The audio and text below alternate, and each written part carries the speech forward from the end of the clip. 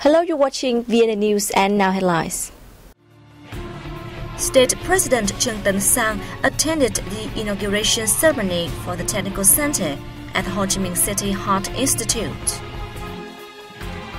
In the first 7 months of this year, the import-export turnover of foreign invested enterprises reached $118.8 billion. The northern province of Phu Thọ tries its best to preserve and revive swan singing.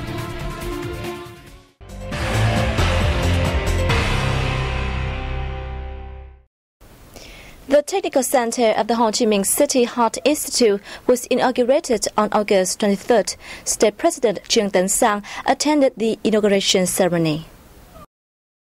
Established in 1991, the Ho Chi Minh City Heart Institute has been leading the southern region in treating cardiologist-related diseases and deformities. The project to restore and upgrade the Institute's Technical Center has a total investment of more than 102 billion dong, equivalent to $453,000. It was designed to meet the needs of the Institute staff and is seen as a big step to fully improve the Institute's facilities. After 2 years of construction, the 18,200 square meter center is expected to facilitate the public's access to high-quality health services and reduce overload in cardiology facilities in southern localities. The August Consumer Price Index dropped in the southern largest economic hub of Ho Chi Minh City, while witnessing a rise in the capital city of Hanoi. More in the following. The Ho Chi Minh City Statistics Office reported the August CPI declined 0.12% from the previous month, helping to contain the annual rise in the first 8 months of the year at 0.66%.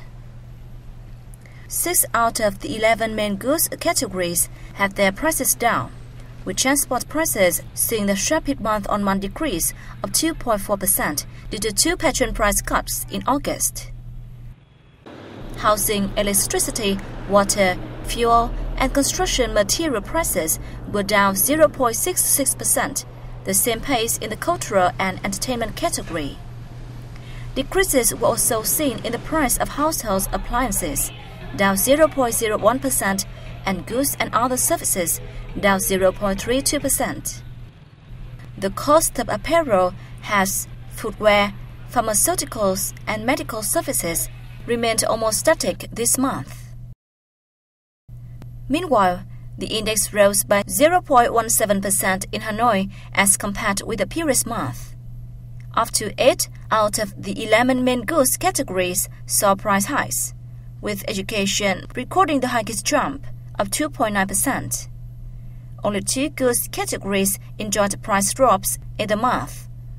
Prices of housing, electricity, water, fuel, and construction materials decreased by 0.49%, while those of transport services plunged over 2%.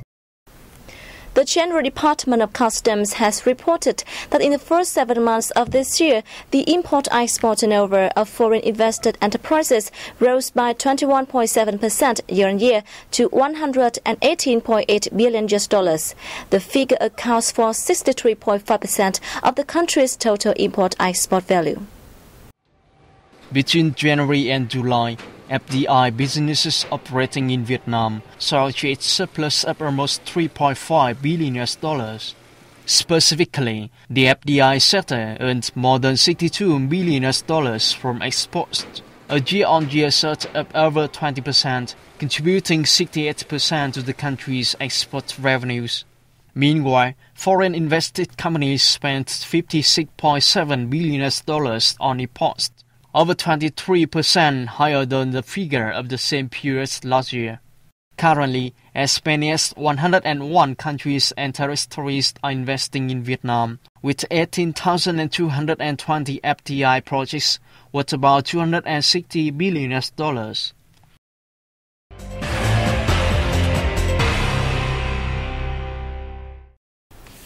The Vietnam Association of Seafood Exporters and Producers (VASEP) has warned that the country will face more difficulties in exporting shrimps due to the fluctuating exchange rate and increasing costs of materials and labor. According to VASEP, the country's earnings from shrimp export are forecast to reach $3.2 billion in 2015, down $900 million from last year. The decline is attributed to the fluctuation of the exchange rate. The association predicts that the fluctuation of the exchange rate will spread to all the regional countries following the devaluation of the Chinese yuan. This will make Vietnamese shrimp find it hard to compete with products from other nations such as India, Thailand, and Ecuador.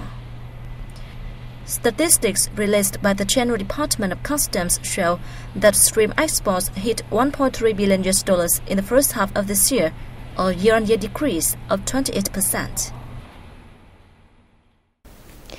Business climate improvement in tandem with national competitive edge empowerment is critical for Vietnam's general development. However, many ministries and localities have been criticized for their hesitancy and inaction in these areas. Resolution 19, ratified by the government this year, has helped many localities and Northern Bắc Ninh province in particular take steps in business environment improvement. We highly valued the resolution's detailed guidelines, which provided localities with authentic measurements of the efficacy of administrative reforms and business climate enhancement.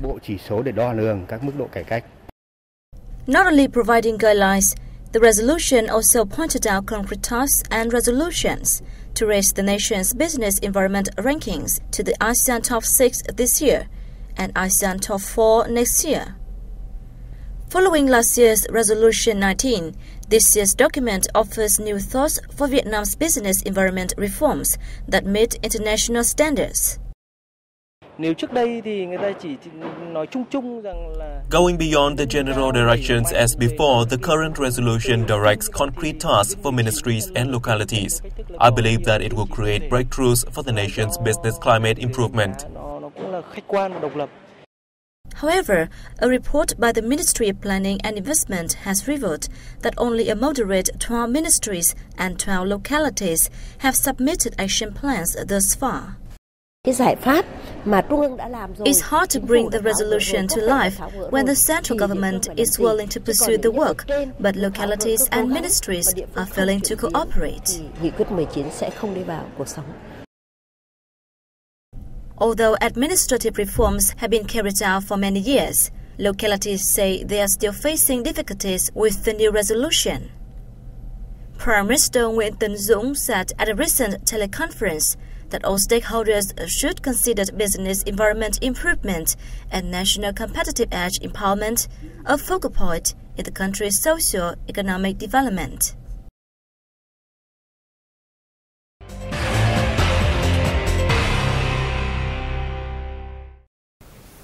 The government has decided to establish Du Gia National Park on the Dong Văn Cát Plateau in the northern mountainous province of Hà Giang. Let's take a look. The 15,000-hectare park is formed by merging the Du Gia Nature Reserve and Khao Kha Species and Habitat Conservation Area. It spreads over 3 communes of Tung Bá, Vị Xuyên District, Minh Sơn, Bắc Mê District, and Du Gia, Yên Minh District. The zoned area is to protect the local evergreen ecosystem and rare and endangered animals and plants, while preserving protection forests in Cam River Basin, contributing to stabilizing agricultural and industrial production in the area. Additionally, the park is expected to boost ecotourism, raise locals' awareness of environment protection, and facilitate scientific research in the area. The park has a 8,850-hectare buffer zone across 6 communes in districts of Yên Minh, Bắc Mê, Vị Xuyên, and Quan Bạ. The Prime Minister has assigned the Provincial People's Committee to manage the park and design a development project for the park and its buffer zone. Swan singing artisans in the northern Midland province of Phú Thọ and the provincial authorities have been undertaking all necessary measures to preserve and revive swan singing, as well as bring the unique singing closer to communities.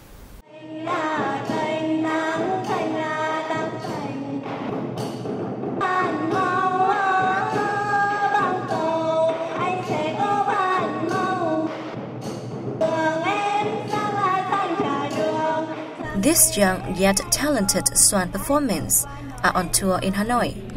They are high school students from Phú Thọ province. Many have studied swan singing for several years and showed huge interest in the traditional art form. Swan singing, one of the oldest forms of Vietnamese performing arts, was listed by UNESCO among the world's intangible cultural heritages in need of urgent safeguarding in 2011. As a result, an array of swan singing performances and publicity events have been organized at home and abroad, and training activities have been conducted to ensure the continuity of the traditional rituals, practices, and festivals.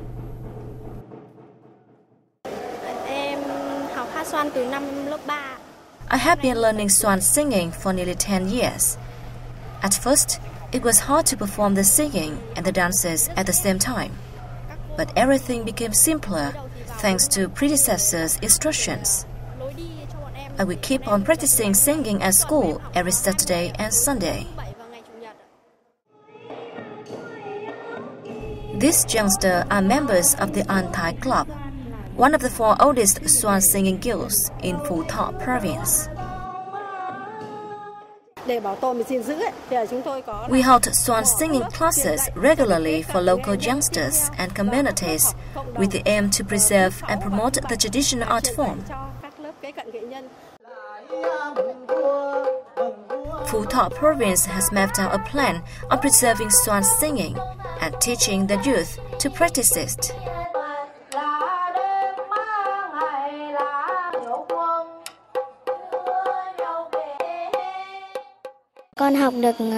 My friends and I have learned swan singing for a period of time. Now I'm able to perform 6 swan songs. Phú Thọ now has 23 swan singing guilds with 950 members, a 20-fold increase just over the past 5 years. The province's swan singing training program has proven efficient, greatly contributing to the success of the swan singing preservation plan. As the result, between 2013 and 2015, the province had 62 artisans and 100 youngsters trained in swan singing.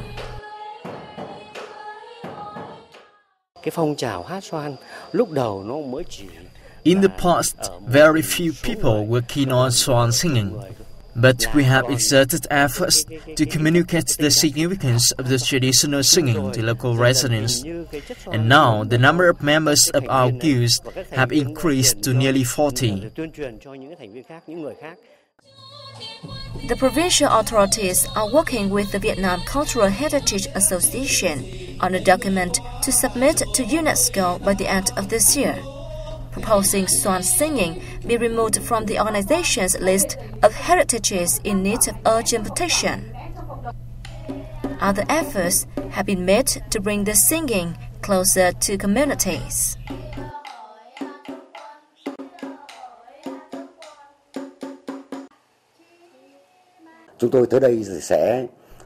We will back collaboration with music researchers to study and couple swan singing with other musical instruments such as flutes, with the hope of making the traditional music more intriguing for listeners. Apart from the establishment of additional swan singing guilds, Phú Thọ province has attempted to increase the teaching and practice of swan singing at schools. Furthermore, it has also combined the singing with tourism products to lure tourists. A number of projects have been carried out to preserve and maintain swan singing related relic sites in the locality. Swan singing is believed to have been developed during the reign of Hung kings, 2890 to 250 before Christ. The singing is traditionally performed in sacred places such as temples, shrines, and communal houses during spring festivals. There are 3 kinds of swan singing, including songs of worship for home kings and village guardian spirits, ritual songs for bumper crops, health and luck, and festival songs. And that has wrapped up our news bulletin. Thanks for joining us, and goodbye for now.